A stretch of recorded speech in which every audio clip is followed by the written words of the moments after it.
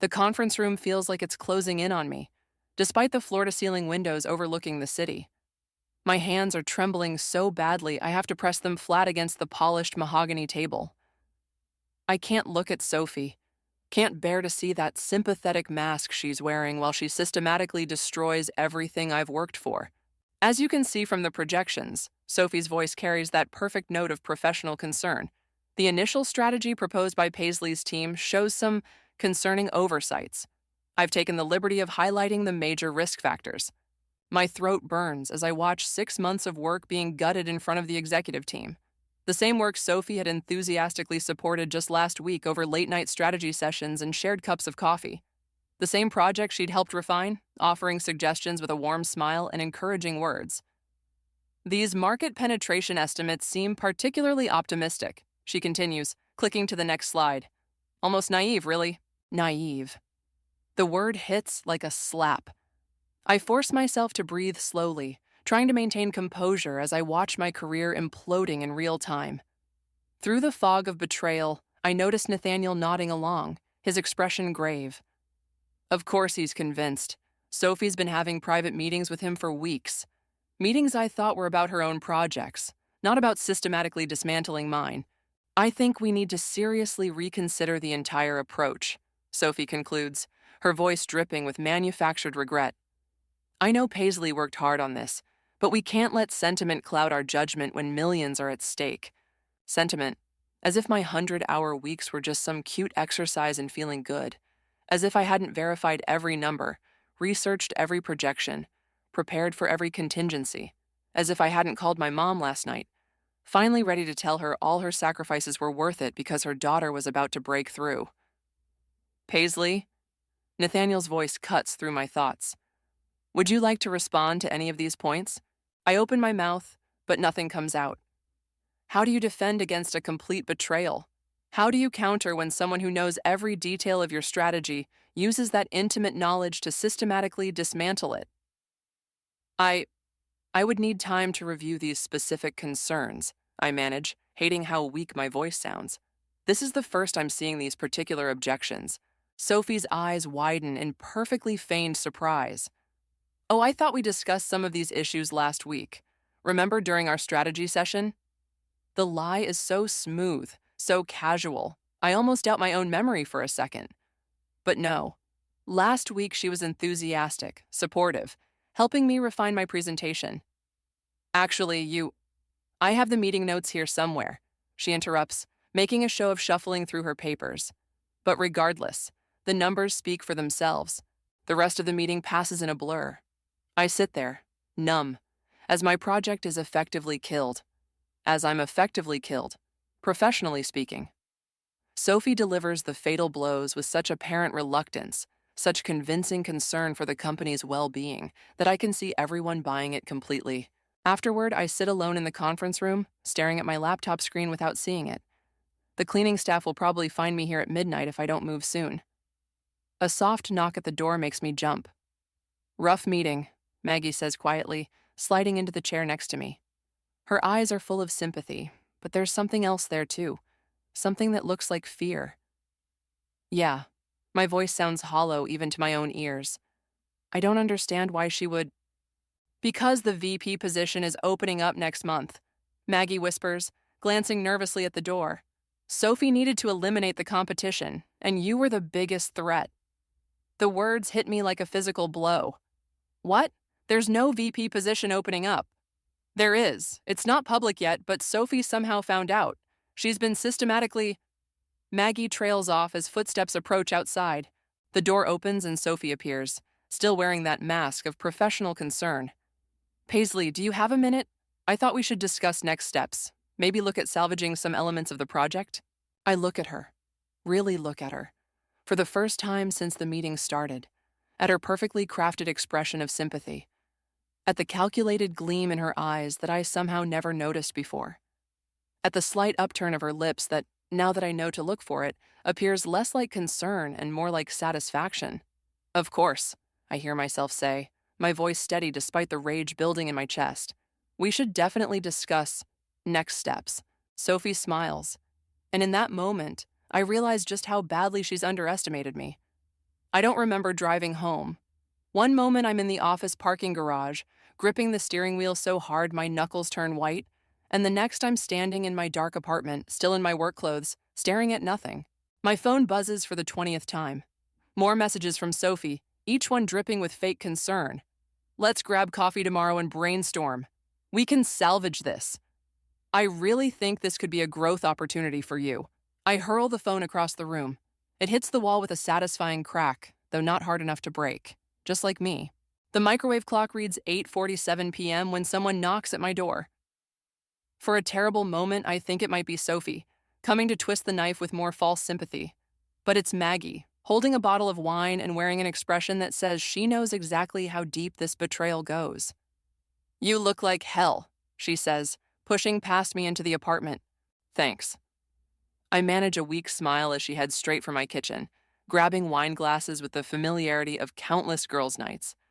Nights where I'd sometimes gushed about how lucky I was to have Sophie as a mentor. God, I'd been so stupid. "So," Maggie says, pouring generous glasses, "want to hear how deep this rabbit hole goes?" My stomach clenches. Tell me. Sophie's been planning this for months. Remember when she started having all those private meetings with Nathaniel? I nod, taking a long drink. She said they were about her digital transformation project. They were about you. She was systematically undermining your credibility, dropping little hints about your inexperience and emotional decision-making, all while playing your best friend. The wine turned sour in my mouth. How do you know all this? Maggie shifts uncomfortably. Because she tried to recruit me to help her. 3 weeks ago, she invited me to lunch, started talking about how we needed to protect the company from risky strategies. When I realized she was talking about you, she takes a shaky breath. I should have warned you sooner. I couldn't believe it at first. And then I was afraid. Afraid of what? Of ending up like Diane from marketing. The name hits me like an electric shock. Diane had been on track for promotion last year before suddenly transferring to the Minneapolis office. I'd always wondered about the abrupt move. What happened to Diane? She caught Sophie taking credit for her work, tried to report it to HR. Maggie's voice drops to almost a whisper. Next thing we know, there's rumors about her having a drinking problem, missing deadlines, making scenes at client meetings. None of it was true, but Sophie made it stick. My voice sounds strange in my ears, cold and distant, just like she's doing to me now. Paisley, Maggie reaches for my hand. Maybe you should start looking for another position before things get worse. Worse? I laugh, but there's no humor in it. She just destroyed my career trajectory, made me look incompetent in front of the entire executive team, used everything I trusted her with as ammunition. I drain my wine glass. How could it get worse? She's not done, Maggie says quietly. I overheard her talking to Nathaniel after the meeting. She's pushing to have you move to account management. She's calling it a better fit for your skill set. Account management, a dead-end position where careers go to die, where I'd never have another shot at strategic leadership. No. The word comes out like steel. I'm not running. I'm not transferring. And I'm definitely not letting her get away with this. What are you going to do? I stand up, walking to where my phone lies on the floor. The screen is cracked, but it still works. I scroll through Sophie's messages, seeing them with new eyes. Every sympathetic word, every offer of help. They're not just manipulative, they're evidence. First, I say, I'm going to document everything, every interaction, every email, every meeting. Then I'm going to figure out exactly what she's hiding. Paisley, be careful. Sophie has powerful friends. So did Diane, probably. I turn to face Maggie. But Diane tried to fight alone. I won't make that mistake. My phone buzzes again. Another message from Sophie. Breakfast tomorrow? We should discuss your future with the company. I smile and it feels like baring teeth. Tell me everything you know about Sophie. Every detail, every rumor, every inconsistency. Because tomorrow morning, I'm having breakfast with a snake, and I need to know exactly where to look for the venom. Maggie hesitates, then pulls out her own phone. You might want to sit down for this. It starts with her supposed MBA from Stanford. The cafe Sophie chose is exactly her style.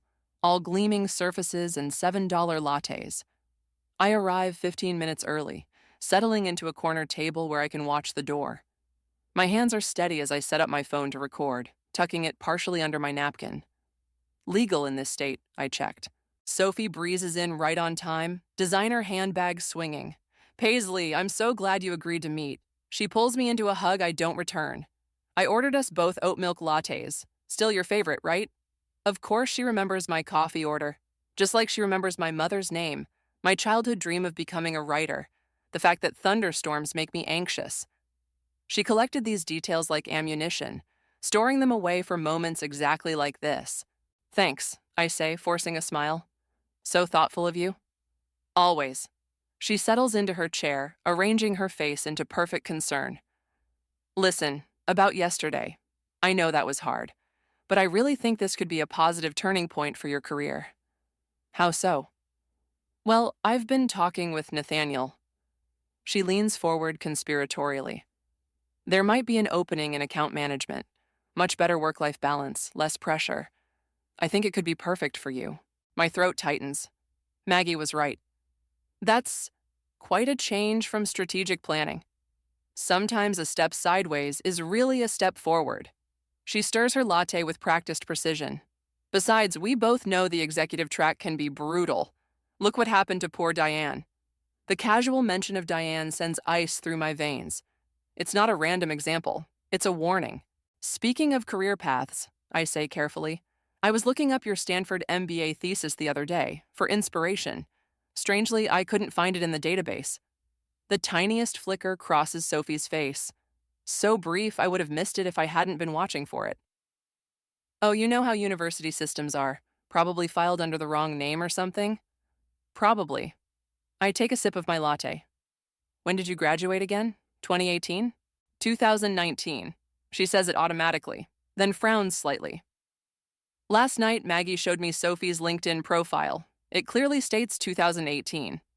Right, 2019. Must have been right after your time at Goldman Sachs. Another microscopic tell, a tightening around her eyes. According to Maggie's research, Sophie never worked at Goldman. The dates on her resume overlap with a middle management position at a regional bank. Paisley, she cuts in smoothly. I know yesterday was disappointing, but dwelling on the past won't help. We need to focus on your future. In fact, I've already drafted the transfer request for account management. With my recommendation, it should be approved by next week. The threat is clear. Take the transfer or things will get worse. I think of Diane, driven out by carefully crafted rumors. I think of my mother, who remortgaged her house to put me through business school. You're right, I say, letting my voice shake slightly. Yesterday was overwhelming. I could use some time to process everything. Sophie's smile widens, the predator sensing victory. Of course, take the weekend to think it over. We can submit the paperwork on Monday. As she gathers her things to leave, I remember something Natalie once told me. The most dangerous person in any room is the one who thinks they've already won. I wait until Sophie's gone before pulling out my phone, stopping the recording. Then I text Natalie. Need to meet, it's about Sophie Morrison and Stanford. The response comes almost immediately. My office, 1 p.m., come alone. I stare at those 4 words, my heart pounding. Natalie has been with the company for over a decade. She knows where all the bodies are buried. If anyone can help me understand what I'm really up against, it's her. My phone buzzes again. Another text from Sophie. Thanks for being so understanding. This really is for the best. I save the message, adding it to my growing folder of evidence. Then I open my banking app and look at my savings account. The number is small, but it's everything I have. Everything my mother and I scraped together over years of sacrifice. The most dangerous person in any room is the one who thinks they've already won. I close the app and start drafting an email to HR, requesting copies of all my performance reviews. By the time I meet Natalie, I need to be ready for whatever she tells me. Because one thing is becoming crystal clear. This isn't just about saving my career anymore. This is about survival. Natalie's office feels different today. Colder, more fortress than sanctuary. She doesn't offer me a seat, just stands by her window looking out at the city below. My mentor's usual warmth is nowhere to be found. Close the door, she says without turning around. I do, my hands trembling slightly. The click of the latch sounds final, like a cell door closing. Before we start, Natalie says, finally facing me, I need to know exactly what you plan to do with whatever I tell you. I need to stop her, I say, before she destroys my career like she did to Diane. Natalie's expression tightens. Diane was lucky. Lucky? She was forced out. She got out alive. Natalie moves to her desk, unlocks a drawer, and pulls out a thick manila folder. 3 years ago, we had an analyst named Marcus. Brilliant kid, full of potential. He noticed some irregularities in Sophie's client reports. My mouth goes dry. What happened? He tried to be clever about it, gathered evidence, built a case. Then his laptop was stolen during a break-in at his apartment. The next week, police found cocaine in his desk. He was fired, arrested, lost his license to work in finance. I swallow hard. You think Sophie planted it?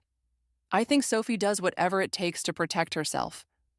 Natalie slides the folder across her desk, and I think you need to understand exactly what that means. Inside the folder are printouts, emails, photographs. Years of carefully documented incidents, all connecting back to Sophie. Projects mysteriously failing after she offered to help. Careers derailing after people questioned her credentials. A pattern so clear it makes me sick. Why hasn't anyone stopped her? Because she's brilliant at covering her tracks. Because she has dirt on half the executive team. Because Natalie hesitates. Because Nathaniel is sleeping with her. The revelation hits like a physical blow. But he's married, he has kids. And Sophie has pictures, videos, enough to destroy his family, his career, everything. Natalie's voice is bitter. Why do you think he supports every project she backs? My head spins as pieces click into place. The private meetings. The way Nathaniel never questioned Sophie's accusations against my work. The careful dance of power I never noticed until now. So, what am I supposed to do? Just give up? Let her win? I'm telling you this because you need to understand the stakes. Natalie leans forward. Sophie isn't just some office backstabber. She's dangerous. And if you're going to move against her, you need to be absolutely certain you can finish what you start. I have evidence, I say. The Stanford degree is fake. Her Goldman Sachs experience never happened. If I can prove, others have tried proving things. Natalie taps the folder. That's not enough.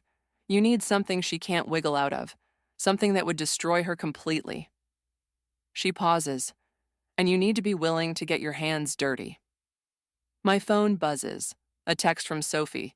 Just confirmed your transfer paperwork is ready. So excited for your new chapter.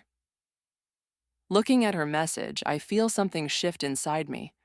The last traces of the naive girl who trusted Sophie's mentorship crumble away. What about Lyle? I ask, remembering something from Maggie's intel.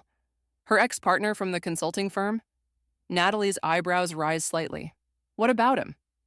Maggie mentioned he left suddenly, right when Sophie started here. That timing seems convenient. A slow smile spreads across Natalie's face. Now you're thinking like someone who wants to survive. She pulls out a Post-it, writes down a number. Lyle works in Boston now. If you call, don't use your regular phone. Don't leave an electronic trail. I take the number, my hand steady. Thank you, for everything. Don't thank me yet. Natalie starts returning documents to the folder. And Paisley, whatever you find, be very sure you want to live with the consequences. Walking back to my desk, I pass Sophie in the hallway. She beams at me, reaching out to squeeze my arm. Can't wait to welcome you to the account management team. I smile back, channeling every ounce of her own fake warmth. Me too. Such a blessing to have someone looking out for me. The words taste like ash in my mouth, but Sophie's answering grin tells me she bought it completely. She walks away, heels clicking on marble, while I clutch Lyle's number in my pocket. Tonight I'll buy a burner phone. Tomorrow I'll start learning exactly what Sophie is capable of. And then I'll show her what I'm capable of. The burner phone feels illicit in my hand as I pace my living room. It's taken 3 days to work up the courage to call Lyle. 3 days of watching Sophie strut around the office like she's already won. I punch in the number Natalie gave me, holding my breath. Hello? The voice is cautious, guarded. Lyle, this is about Sophie Morrison. Silence stretches for so long I think he's hung up. Then, how did you get this number? Natalie gave it to me. I'm her next target. A sharp intake of breath. Jesus, I told her this would happen eventually. Told who? Natalie, after Sophie? He stops. Look, I can't do this over the phone. Are you in Boston? I can be. Tomorrow? He names a cafe, a time. I book a flight before I can lose my nerve, using cash withdrawn in small amounts over the last few days. Sophie's taught me the value of covering tracks, at least. The next morning, I find Lyle nursing a coffee in the back corner of a shabby diner. Nothing like Sophie's sleek cafe choices. He's younger than I expected, maybe early 30s, but his eyes are old. You must be Paisley, he says as I slide into the booth. You have that same look she gives all her victims, like you're still trying to figure out how you missed the warning signs. Were there warning signs? He laughs, but there's no humor in it. Only if you knew where to look. Sophie. She's brilliant at making you see what she wants you to see. What did she want you to see? A future. Partnership at our consulting firm. Marriage eventually. His hands tighten around his coffee cup. Right up until she didn't need me anymore. What happened? I found discrepancies in our client billing. Small things at first, but they added up. When I confronted her, he pulls out his phone, scrolls through photos. Here, this was my apartment afterward. The image shows a ransacked room, drawers emptied, electronics smashed, walls spray-painted with a single word, liar. She did this? Can't prove it. Just like I couldn't prove she was the one who sent anonymous tips to our biggest clients about fraudulent billing practices. Tips that implicated me, specifically. His smile is bitter. By the time the dust settled, I was lucky to avoid jail time. My stomach churns. Why are you telling me this? Because you need to understand what you're dealing with. Sophie doesn't just destroy careers. She destroys lives. And she's gotten better at it since my time. I have evidence, I start, but he cuts me off. Evidence doesn't matter. Power matters. And Sophie... He glances around before lowering his voice. Sophie has something on everyone, including things they don't even know about yet. What do you mean? He pulls out a USB drive. After everything happened, I hired a private investigator. He found, well, see for yourself. But be careful where you open this. And whatever you do, don't let Sophie know you have it. I take the drive, my heart pounding. Why help me? Why now? Because you're not the first person Natalie's sent my way, but you might be the first one smart enough to actually stop her. He stands, dropping cash on the table. One more thing. Check into Riverside Consulting. That's where she worked before Goldman Sachs. Or claimed to, anyway. Wait, I call as he reaches the door. What happened at Riverside? He turns back, and for the first time, I see real fear in his eyes. Ask about the partner who died. The one whose signature kept appearing on documents months after his supposed heart attack. I sit there long after he's gone, turning the USB drive over in my hands. My phone buzzes. Sophie, of course. Missing you in the strategy meeting, but don't worry. I'm taking good notes for the account management transition. Another message follows immediately. BTW saw you took a personal day. Hope everything's okay with your mom. She's still in Phoenix, right?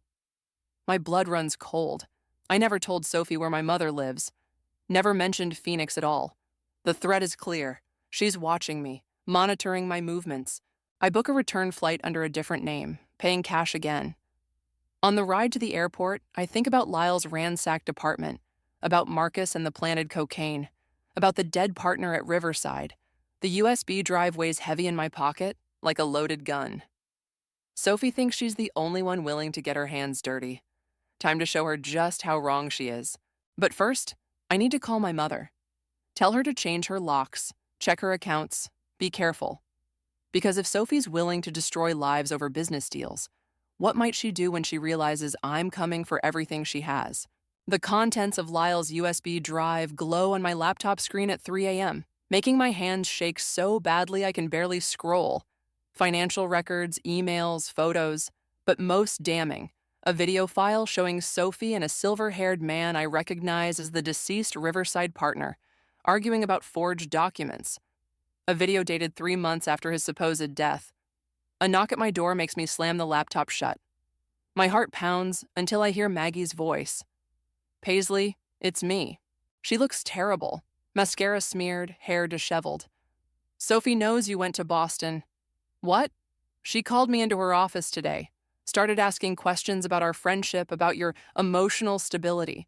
Then she mentioned your trip. Maggie's voice cracks. She showed me pictures of you at the airport. Ice spreads through my veins. How did she? She has people, Paisley, people who watch, who report back. And now? Maggie pulls out her phone, shows me an email. She's offering me a promotion, senior marketing manager. The position Maggie's been wanting for 2 years. The timing isn't subtle. What did you tell her? Nothing. Yet. Maggie won't meet my eyes. But she's expecting an answer tomorrow. About you. About everything I know. Understanding hits like a physical blow. She's trying to turn you against me. I would never. Maggie starts, then stops. God, Paisley, what have you gotten into? This morning I saw Nathaniel coming out of her office looking scared. Actually scared. And an hour later, HR announced his voluntary transfer to the Minneapolis office. Minneapolis, where Diane went, where careers go to die. She's cleaning house, I realize, consolidating power before I think of the video on my laptop, of the dead partner who wasn't dead, of signatures that kept appearing months later. I can't lose this opportunity, Maggie whispers. My mom's medical bills. I know, and I do know, just like Sophie knows. She's brilliant at finding pressure points, at turning people's desperation against them. Whatever you're planning, Maggie says, whatever you found in Boston, be careful, please. After she leaves, I open my laptop again. The video plays silently, Sophie and the partner arguing, his very much alive face red with anger. I think about sending it to HR, to the board, to the police. Then I think about Marcus and the planted cocaine, about Lyle's ransacked apartment, about my mother in Phoenix who Sophie's already watching. My phone buzzes. Unknown number. Smart girl, using a burner phone to call Lyle, but not smart enough. Back off now or your mother's medical records might show some interesting new conditions. Insurance companies can be so difficult about pre-existing conditions. My hands stop shaking. The fear crystallizes into something harder, colder.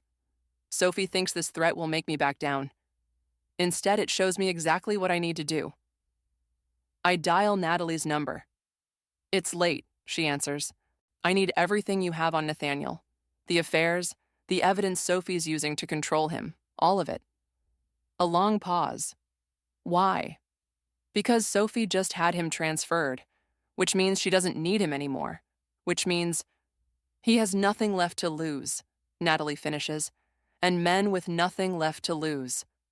Make excellent allies. Another pause. Come to my office first thing tomorrow. But Paisley, remember what I said about being sure you can finish what you start. I end the call and look at Sophie's threat again. Then I send a text to Sawyer in IT, the one person who's always seen through Sophie's act. Need a favor, off the books. Can you track an anonymous number? His response is immediate. For you, absolutely. Sophie finally showing her fangs? More than that. She's showing her weakness. I close my laptop, tucking the USB drive into a secure place. Tomorrow, I'll meet with Natalie. I'll contact Nathaniel. I'll start putting pieces in place. Because Sophie's right. I am smart. Smart enough to realize that the best way to defeat a monster isn't to expose them. It's to become a bigger monster. One who's willing to risk everything, because they've already lost what matters most. My phone buzzes one last time. Sophie, account management paperwork all set. Though after your unauthorized absence today, we might need to discuss performance improvement plans instead. Breakfast tomorrow? I smile at her message, cold and sharp. Absolutely. I have some interesting things to share. The game is changing, Sophie, and this time I'm writing the rules. The quarterly board meeting room feels like a courtroom, all dark wood and heavy silence. I sit calmly, watching Sophie work the room before the meeting starts. She's wearing her power suit, black Armani, red-soled heels, the outfit she saves for career executions. She hasn't noticed Nathaniel yet, sitting in the back corner, hasn't seen how his hands keep brushing the manila envelope in front of him, hasn't realized that Natalie's evidence gave him exactly what he needed, a way to save his family by coming clean first. Ready for your big presentation? Sophie stops by my chair, voice dripping honey. I know account management projects aren't as exciting as strategy work, but actually, I smile up at her. I've made a few changes to the agenda. A flicker of uncertainty crosses her face. Before she can respond, the CEO calls the meeting to order. I watch Sophie take her seat, watch her scroll through the meeting agenda on her tablet. Watch the exact moment she realizes her name is listed under personnel issues. Before we begin, I stand up, tablet in hand.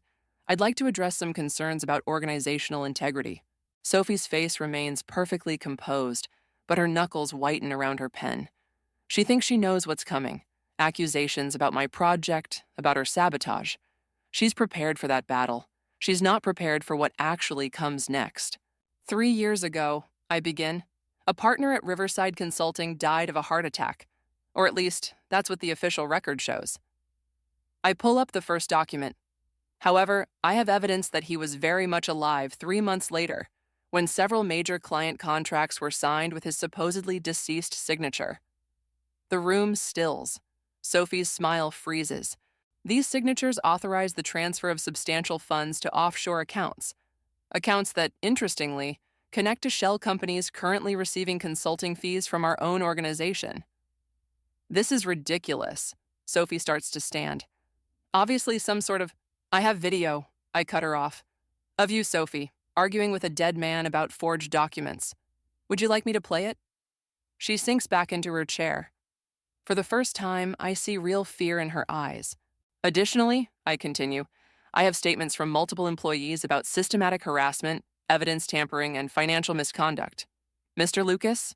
I turn to Nathaniel. Would you like to share your experience? Nathaniel stands, his voice steady as he details Sophie's blackmail, her manipulation, her careful web of threats and lies. As he speaks, I watch the board members' faces shift from skepticism to shock to anger. This is a coordinated attack. Sophie finally interrupts, her voice sharp with desperation. Paisley is obviously unstable. Just ask Maggie Riley about the promotion you offered me to spy on Paisley. Maggie stands up from her seat by the door. I recorded that conversation, Sophie, every word. Sophie's head whips around the room, taking in the faces turned against her. I see her calculating, planning, searching for an escape route. Then her eyes lock on mine, and her lips curve into a vicious smile. Interesting play, she says softly. But if I'm going down, I'm not going alone. Should we discuss your mother's recent insurance fraud? The backdated claims? My heart stops. What? Sophie's smile widens. Amazing what people will sign when they're desperate, when their daughter promises it's all above board. The room spins. My mother's signature. The insurance papers I helped her with. The forms Sophie somehow got her hands on. But before the panic can fully set in, another voice speaks up. You mean these claims? Sawyer from IT stands, holding up his tablet. The ones time-stamped from your IP address, created with your document template? Sophie's smile cracks. See, Sophie, I say, my voice steady despite my pounding heart. I learned from you. Every meeting, every email, every digital footprint, I tracked them all, including your failed attempt to frame my mother. The CEO's voice cuts through the tension. Security is on their way. Ms. Morrison, please surrender your company devices. What happens next feels like slow motion. Sophie lunging for her bag, security guards appearing at the doors, the flash of something metal in her hand. Later, I'll learn it was just her car keys. But in that moment, the threat feels real enough that when Nathaniel tackles her, no one questions it. As security leads Sophie away, she locks eyes with me one last time. You'll never prove everything, she hisses. Never prove enough for criminal charges. I lean in close, pitching my voice for her ears only. I don't need to prove everything. I just needed to prove enough. The rest? I smile, channeling her own cold confidence. Well, I learned from the best about how rumors and suspicions can destroy someone, didn't I? The doors close behind her, and just like that, it's over. But as congratulations and questions flood in from all sides, I realize something. It's not really over at all. It's just the beginning of who I've become. The office feels different without Sophie's shadow looming over everything. I'm packing up my old desk, not for account management, but for my new office in strategic planning. My name's already on the door, though it still doesn't feel quite real. Quite a view you'll have up there, Maggie says, helping me box up photos. She pauses at one of Sophie and me from last year's holiday party, both smiling at the camera. Should we burn this? Keep it, I say, as a reminder. Of what? How good she was at faking it? Of how good I got at beating her at her own game. I take the photo, studying our faces. And what that cost. Maggie sets down the box she's holding. You did what you had to do. Did I? I think about the look in Sophie's eyes as security led her away, about the whispers that followed her arrest, the rumors I carefully cultivated, the evidence I strategically leaked. I became exactly what she was. No, Natalie's voice comes from the doorway. You became what you needed to be. There's a difference. She enters, closing the door behind her. Speaking of which, there's something you should know. The board just received an interesting email from Riverside Consulting's former CFO. My stomach tightens. About certain financial irregularities that predate Sophie's employment there. Irregularities that might explain why she had that video in the first place. Natalie's expression is carefully neutral. Seems she wasn't just blackmailing people, she was being blackmailed. The revelation hits like a physical blow. By whom? Does it matter? The point is, you didn't just expose Sophie. You exposed an entire system of corruption, one that's been running for years. I think about the video, about the dead but not dead partner, about how easily Sophie got her hands on private information, medical records, bank statements, about all the people who helped her, enabled her, used her. What happens now?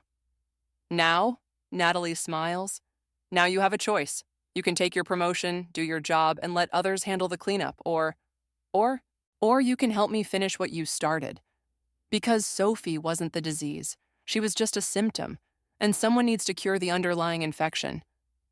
I look at my packed boxes, at my new office waiting upstairs, at everything I fought for. You're talking about going after the whole network. I'm talking about finishing what you proved you're capable of. Natalie places a file on my desk. Your choice. After she leaves, Maggie picks up the file. You're not actually considering this, are you? You won one. You got your position back. It's over. But looking at Sophie's face in that holiday photo, I realize it's not over. Because I understand something now that I didn't before. Sophie wasn't born a monster. She was created by a system that rewarded monsters. A system I now know how to navigate. My phone buzzes. A text from Sawyer. Found something interesting in Sophie's cloud backup. Meeting in 10? You should go, Maggie says softly. Your new office is waiting. I pick up the file Natalie left, feeling its weight. Then I look at the photo one last time. Not at Sophie's face now, but at my own. At the naive smile of someone who thought success meant climbing the ladder, not realizing the ladder itself was rotten. Actually, I say, I need you to cancel my afternoon meetings and call Nathaniel. Tell him I need everything he has on the board members' offshore accounts. Paisley, Maggie's voice holds a warning. I know. I tuck the file into my bag. But someone has to do it.